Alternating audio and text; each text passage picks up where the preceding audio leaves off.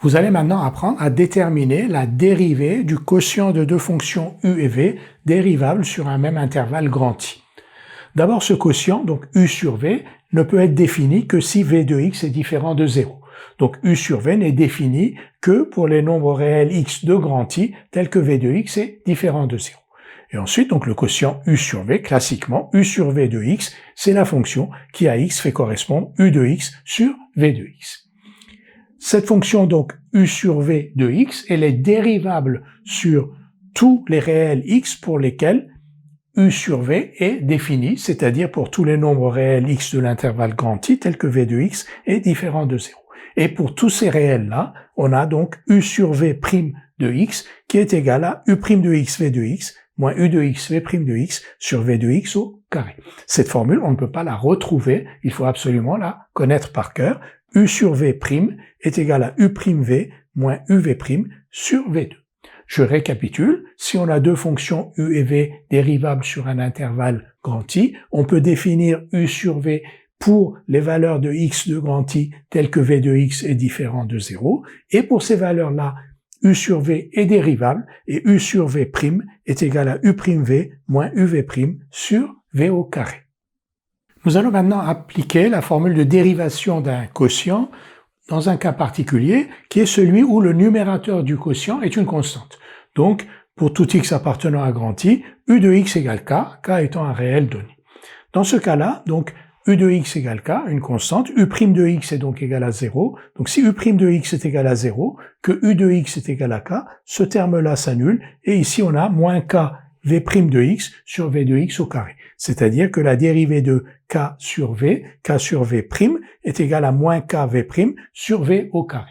Tout de suite, un exemple, soit f la fonction définie sur R par f de x égale 2 sur 1 plus x2. Vous voyez bien que f est bien défini sur R parce que 1 plus x2 ne s'annule jamais. Donc f est de la forme 2 sur v, où v est la fonction qui à x fait correspondre 1 plus x2. Cette fonction, donc, v de x égale 1 plus x2, elle est dérivable comme somme de deux fonctions dérivables, la fonction constante 1 et la fonction x2. Donc la dérivée de 1 plus x2, c'est la dérivée de 1 plus la dérivée de x2, donc v' de x égale 2x. Donc cette fonction v est dérivable sur R, et sa dérivée est égale à 2x. Le numérateur 2, lui, il est dérivable sur R, donc ici on a le quotient de deux fonctions qui sont dérivables sur R, le dénominateur ne s'annule jamais, donc ce quotient est bien dérivable sur R, et sa dérivée, donc f' de x, est égale à moins k, donc k ici c'est 2, donc moins 2v' sur v2, moins 2v' de x sur v de x au carré. v' de x c'est 2x, donc au numérateur on a moins 4x, et v de x c'est 1 plus x2, donc au dénominateur de la dérivée on a 1 plus x2 au carré. Donc cette fonction f est dérivable sur R, et pour tout nombre réel x de R, f' de x égale moins 4x sur 1 plus x2 au carré. On nous donne la fonction f définie sur R par f de x égale x sur x2 plus 1, et on nous demande de déterminer le domaine de dérivabilité de f, puis de déterminer sa dérivée. Alors f de x égale x sur x2 plus 1, x2 plus 1 est strictement positif, ne s'annule jamais, donc la fonction est bien définie sur R. F est de la forme u sur v, donc on va l'écrire.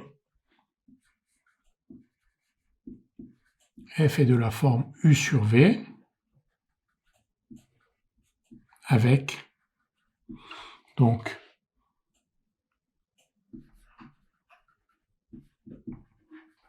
pour tout x appartenant à R, u de x égale x et v de x égale x2 plus 1. Alors, u et v sont dérivables sur R. X est dérivable sur R, vous le savez, parce que c'est une fonction usuelle. x2 plus 1 est dérivable comme somme de deux fonctions usuelles, x2 et 1, ou des fonctions de référence, x2 et 1. Donc, u et v sont dérivables sur R, et donc ici on a u sur v. Pour que u sur v soit dérivable, u sur v va être dérivable là où v de x ne s'annule pas. Donc u et v sont dérivables sur R, et pour tout x appartenant à R, v de x est différent de 0. F est donc dérivable sur R d'après la règle que nous venons de voir. Quelle est cette règle? Si on a un quotient de deux fonctions dérivables, u sur v, donc u dérivable sur un intervalle i, v dérivable sur un intervalle v, i, et si v ne s'annule pas sur i, alors u sur v est aussi dérivable sur i, et sa dérivée u sur v' est égale à u' v moins vu' sur v2. Donc c'est ce qu'on va écrire. F est donc dérivable sur R, et pour tout nombre réel x, f' de x égale e' de x v de x moins u de x v' de x sur v de x au carré. Donc on n'a plus qu'à calculer u', v' et remplacer. Donc toujours, pour tout nombre réel x, parce que u' de x égale 1, v' de x égale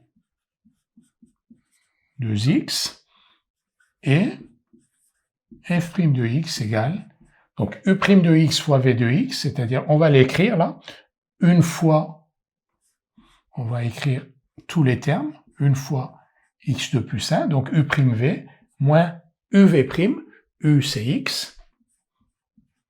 Je les mets entre parenthèses pour marquer, vous voyez, donc ici u', v moins uv'. Évidemment, une fois que vous êtes plus à l'aise dans ces calculs, il n'y a pas besoin d'indiquer ces parenthèses-là, et au dénominateur, x2 plus 1 au carré, ce qui donne. Donc ici, x2, ici moins 2x2, donc moins x2, plus 1 sur x2 plus 1 au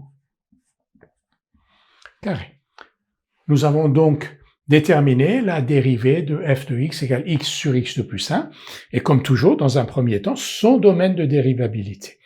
Et comment on a fait? Donc on a observé que f était de la forme u sur v, u de x égale x, v de x égale x2 plus 1, que u et v étaient toutes les deux dérivables sur R, que v de x ne s'annulait pas sur R, et on a appliqué donc la règle que l'on connaissait, u et v dérivables sur R, v ne s'annule pas sur R, donc u sur v est dérivable sur R, et sa dérivée, u sur v' égale u'v moins uv' sur v2.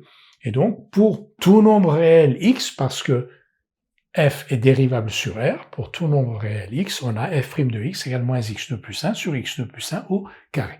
On n'écrit jamais une dérivée sans écrire pour quelle valeur de x cette dérivée est calculée. Donc ici, pour tout nombre réel x, f' de x égale moins x2 plus 1 sur x2 plus 1 au carré. On considère la fonction f définie sur moins l'infini 1 union 1 plus l'infini par f de x égale 2x plus 1 sur moins x plus 1. On nous demande de déterminer le domaine de dérivabilité de cette fonction, puis de déterminer sa dérivée. Nous allons donc déterminer le domaine de dérivabilité de cette fonction f et déterminer sa dérivée.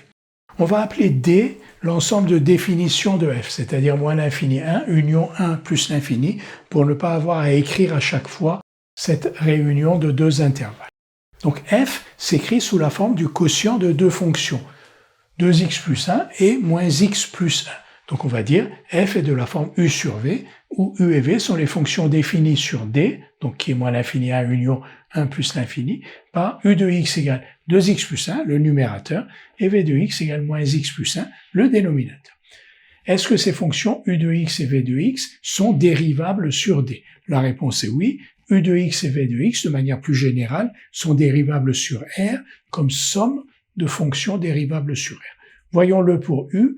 U de x est 2x plus 1. 2x est une fonction dérivable sur R. Et 1 est une fonction dérivable sur R. Leur somme est dérivable sur R. La même chose avec moins x et plus 1. Donc u et v sont deux fonctions qui sont dérivables sur R. Si elles sont dérivables sur R, elles sont dérivables sur D, qui est inclus dans R. Donc f s'écrit sous la forme u sur v. U et V sont dérivables sur D, et en plus, V de x est toujours différent de 0. En effet, D, c'est l'ensemble des nombres réels différents de 1. Et si x est différent de 1, V de x est différent de 0. Donc f s'écrit sous la forme U sur V, U et V sont dérivables sur D, et V ne s'annule pas sur D. Et on vient de voir que dans ces conditions, f est elle-même, la fonction f qui est égale à U sur V, est elle-même dérivable sur D, comme, alors répétons-le, comme quotient de deux fonctions dérivables sur D, avec V de x différent de 0 pour tout x de D.